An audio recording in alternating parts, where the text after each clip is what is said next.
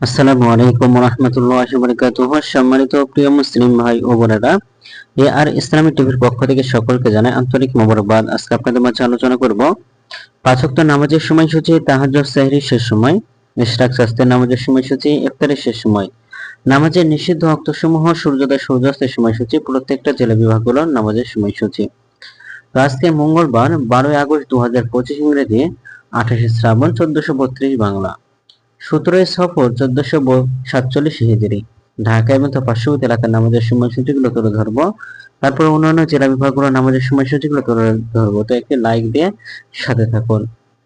আজকে ঢাকা এবং তার পার্শ্ববর্তী এলাকার তাহাজ্জুদ এবং সেহরির শেষ সময় হলো 4টা 13 মিনিটে।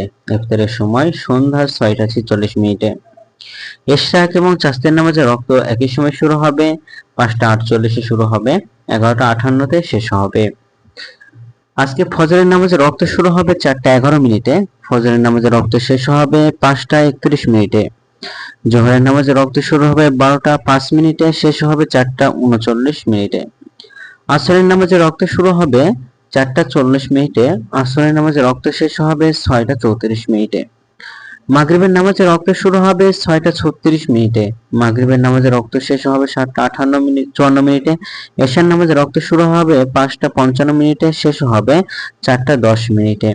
নামাজের নিষিদ্ধ রক্তের সময় হলো 3টার সময়, সকালে 5টা 32 থেকে 5টা 47 পর্যন্ত, দুপুরে 11টা 59 থেকে 12টা 4 পর্যন্ত এবং সন্ধ্যায় 6টা 20 থেকে 6টা 35 পর্যন্ত। আজকে সূর্যাস্ত যাবে 6টা 35 মিনিটে, আজকে সূর্যোদয় হবে 5টা 31 মিনিটে।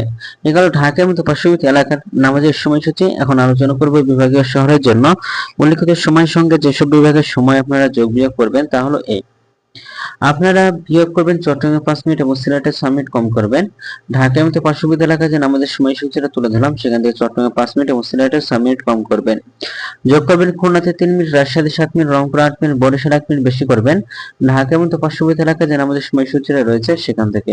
আজকের ভিডিওটি পর্যন্ত ছিল, আর এই সূত্র করে নিয়ে এসেছি ইসলামিক ফাউন্ডেশন থেকে। ভিডিওটি ভালো লাগলে অবশ্যই চ্যানেলটি সাবস্ক্রাইব করে পাশে থাকবেন। ধন্যবাদ সকলকে। আসসালামু আলাইকুম রহমতুল্লাহ।